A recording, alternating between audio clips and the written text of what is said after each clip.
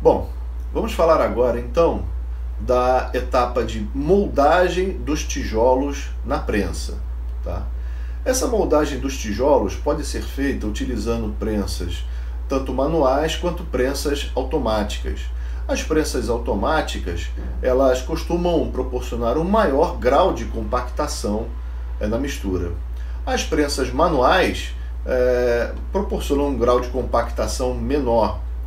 Por isso é importante que, se você for comprar uma prensa, escolher uma prensa, você escolha a prensa que possua apenas um molde de tijolo. Isso significa que a força de uma pessoa, a força que uma pessoa exerce no momento da prensagem, ela vai ser direcionada para fabricar um tijolo de cada vez e, portanto, vai aumentar a energia de prensagem desses tijolos.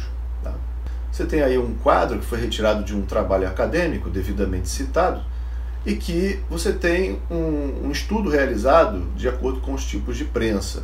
Tá? Você observa que a tensão de compactação na prensa manual, se a prensa for do tipo mecânica, nós temos em torno de 1,5 a 2 MPa. 2 MPa é a resistência esperada do tijolo, é a resistência mínima esperada, necessária do tijolo a ser fabricado, conforme as normas. Okay? Se for uma prensa manual, mas o mecanismo for hidráulico, espera-se que se consiga uma tensão maior de compactação. E já se a prensa for uma prensa automática, você pode observar que você tem resistências bastante maiores. Tá? A prensa manual, ela tem uma produção aí que pode variar em torno de 300 a 1.200 tijolos por dia, enquanto que a prensa automática você já tem uma produção bastante mais significativa, em torno de 1.600 a 12.000 tijolos por dia.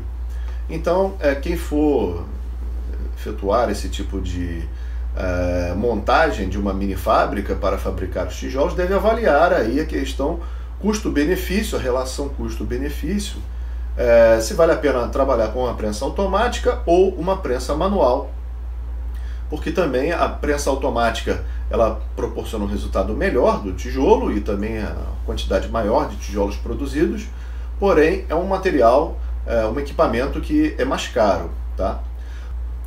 Em relação à moldagem dos tijolos na prensa, a opção do equipamento escolhido para ser ilustrado no projeto SHS foi a prensa manual, mecânica, de um tijolo por vez, pelos seguintes motivos. Primeiro, o menor custo de aquisição desse equipamento. Segundo, é uma prensa que pode ser operada sem energia elétrica. Terceiro, é uma prensa de fácil operação e fácil montagem, que poderia ser então acessível às comunidades com mais facilidade. Próximo, o risco reduzido de acidentes. Não é uma prensa automática, então o operador ele controla melhor o equipamento. Não exige muita força também do operador e permite fazer tijolos com uma qualidade razoável. Sugere-se um revezamento entre os operadores da prensa manual a cada 1 hora ou menos para evitar lesões por esforço repetitivo. A prensagem fica melhor com tijolos de pequena altura, por exemplo, tijolos em torno de 6,5 cm de altura. A prensagem, então, será apresentada na seguinte sequência. Primeira, a preparação da prensa, em seguida o abastecimento do silo, em seguida a prensagem, logo após a retirada do tijolo e, por fim, a secagem inicial do tijolo. Em relação à preparação da prensa, a primeira coisa a fazer é fixar essa prensa em uma base, de uma forma que essa prensa fique estável, mesmo você realizando a força para prensar os tijolos. Então, depois de montar a prensa, a primeira coisa a fazer é fixá-la de uma forma adequada em uma base firme, de modo que a prensa não levante quando o operador fizer a prensagem. Pode-se empregar, para fixar essa prensa no chão, um sistema buche e parafuso, por exemplo, ou parafusos estruturais, em pisos de concreto, por exemplo. Pode-se testar a prensagem e ajustar os parafusos, se for o caso. A fixação dos moldes na prensa, os moldes são as peças que vão dar o formato ao tijolo e precisam ser colocados dentro da câmara de prensagem da prensa.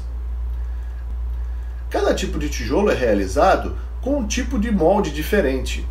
Assim, após se definir o tipo de tijolo que será fabricado, por exemplo, é um meio tijolo, é um tijolo inteiro, é um tijolo do tipo canaleta, esses tijolos possuem moldes diferentes. Então, depois que se defina o tijolo que será fabricado, deve-se fixar os moldes de forma correta na prensa. Essa fixação é feita com parafusos sextavados, porcas e chaves fixas, chaves de boca. Após fixar os moldes e os pistões, estamos chamando de pistões aqui os cilindros de aço, que são responsáveis pelos vazios do tijolo depois de fabricado, deve-se testar a prensagem para ver se é necessário algum tipo de ajuste. Cuidado para não sujar as roscas, tanto dos cilindros quanto dos parafusos com o solo, porque isso pode dificultar a fixação. Muitas vezes você tem um solo com grãos muito finos, por exemplo, argila. A presença de argila na rosca pode dificultar o enroscamento desses parafusos e das porcas, tá? Também é necessário um ajuste na câmara de prensagem da prensa. Nessa prensa que nós utilizamos, a regulagem da câmara de prensagem foi possível por meio do ajuste de um parafuso vertical localizado abaixo da câmara. Não sabemos se esse tipo de recurso está disponível para todas as prensas. Subir o parafuso de ajuste faz com que o operador normalmente faça menos força para prensar o tijolo, mas também reduz a compactação do mesmo. Após definida a umidade da mistura, sugere-se que a regulagem do parafuso de ajuste seja feita apenas uma vez. Caso contrário, os tijolos poderão apresentar diferenças de altura da ordem de alguns milímetros e também diferenças de resistência. Na medida em que se perde umidade, por exemplo, porque a mistura ficou esperando muito tempo e a água evaporou, pode ser que a mistura fique mais difícil de ser prensada. Nesse caso, deve-se corrigir a umidade e evitar alterar a regulagem do parafuso de ajuste. Também deve ser realizada a lubrificação das peças. Lubrificar todas as articulações da prensa, moldes e a câmara de prensagem é importante. Pode-se usar óleo queimado, que pode ser obtido gratuitamente em postos de combustíveis que façam troca de óleo de veículos, mas nesse caso os primeiros tijolos podem manchar.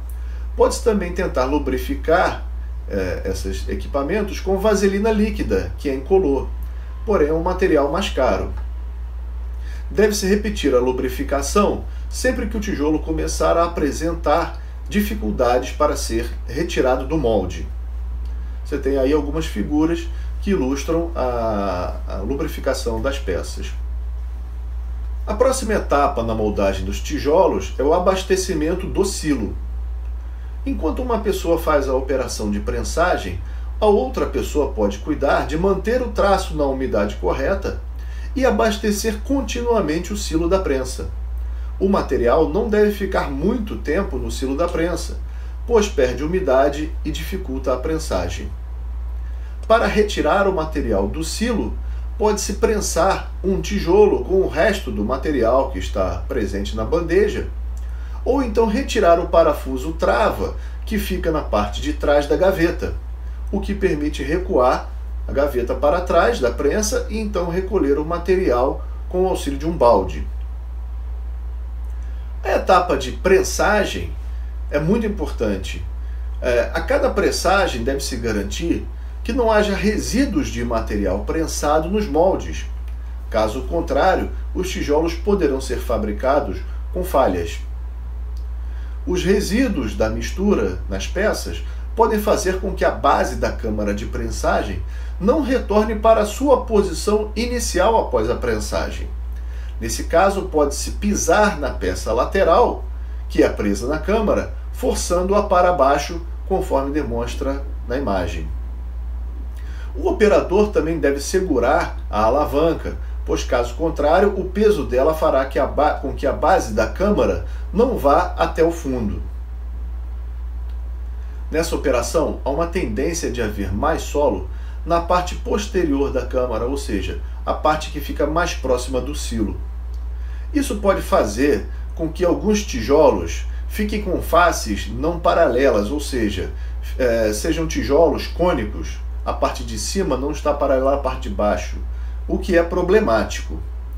Para evitar isso, pode-se tentar pressionar com a mão o solo da câmara, que fica na parte mais próxima da alavanca, fazendo com que haja também mais material desse lado.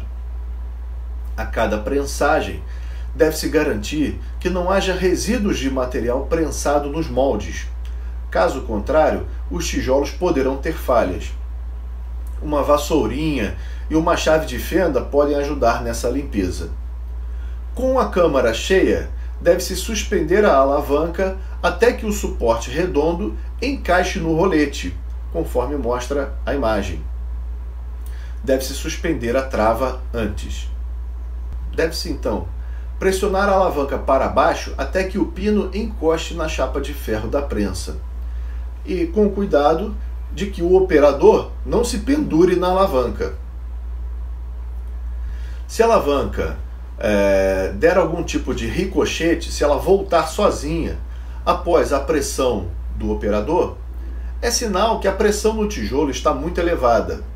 Nesse caso, deve-se corrigir a umidade do tijolo ou regular o parafuso de ajuste para cima, em último caso.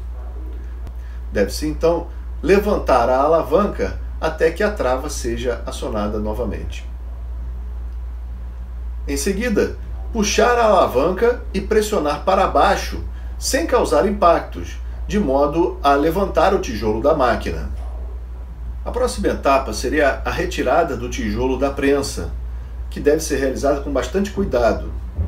Após sacar o tijolo da câmara, deve-se retirar o tijolo do molde. Os tijolos feitos com solos muito argilosos tendem a grudar nos moldes, o que dificulta o trabalho de retirada e pode atrasar bastante a produção. Tivemos dificuldade na moldagem, principalmente de dois modelos, o meio tijolo e o tijolo canaleta. Em nosso caso, então nós decidimos por não fabricar esses tijolos, pois sua resistência mais baixa poderia comprometer a qualidade da alvenaria. A moldagem e a retirada do tijolo inteiro foi bem sucedida da prensa. Nós optamos então por obter o meio tijolo a partir da divisão do tijolo inteiro. Nesse caso, fabrica-se normalmente o tijolo inteiro, retira-se do molde e corta-se o tijolo ainda fresco com o auxílio de uma faca ou uma lâmina de serra. Já uma alternativa para a fabricação do tijolo canaleta é mais complicada. Nesse caso, nós optamos por fazer a canaleta de concreto moldado no local e não utilizar o tijolo canaleta. O bloco deve ser retirado com a parte de dentro dos dedos na sua lateral e o polegar por cima, mas sem tocar nas arestas. A área de contato da mão com o tijolo deve ser a maior possível, evitando concentrar a força no tijolo, porque poderia despedaçá-lo. Se o solo for mais argiloso, puxar o tijolo para cima poderá quebrá-lo. Nesse caso, pode ser útil pressionar um pouco o tijolo no sentido do molde para desencaixar e depois retirar. A última etapa da moldagem dos tijolos é a secagem inicial. Após a retirada do molde, o tijolo deve ser depositado em uma área próxima para a secagem inicial. E quando o tijolo está fresco, o transporte deve ser mínimo, pois poderá quebrar o tijolo no caminho. Sugere-se que os tijolos frescos sejam colocados sobre um pallet, onde a primeira camada seja de tijolos já secos para dar maior firmeza na pilha. Os tijolos devem ser colocados com a base voltada para baixo, encaixando-se uns sobre os outros de forma cruzada. Dependendo do tijolo, em princípio essa pilha poderá ter até 8 fiadas acima da primeira. Entretanto, sugere-se que se faça um teste no local, empilhando tijolos 2 a 2 até completar 8 fiadas. Desfazer a pilha e observar o que aconteceu com os tijolos de baixo. Se houver qualquer tipo de fissura, deve-se reduzir a pilha até que os tijolos não sejam danificados. No pallet de 1 metro por 1 metro, cada fiada tem cerca de 32 tijolos. Então, uma pilha com 8 fiadas, fora aquela primeira fiada, que é a fiada de tijolos mais antigos, já secos, essa pilha ficaria então com 8 vezes 32, ou seja, 256 tijolos. Supondo uma produção diária de 1.000 tijolos por máquina, seriam necessários então 4 pallets por máquina para armazenar a produção de um dia de trabalho. A pilha deverá ser coberta a coluna plástica por 12 horas para evitar que se perca a umidade. Pode-se colocar também uma bacia com água abaixo dos pallets para melhorar as condições de umidade dessa pilha. Os tijolos não devem ser molhados nesse período, pois podem ser danificados pela própria força da água do jato do regador.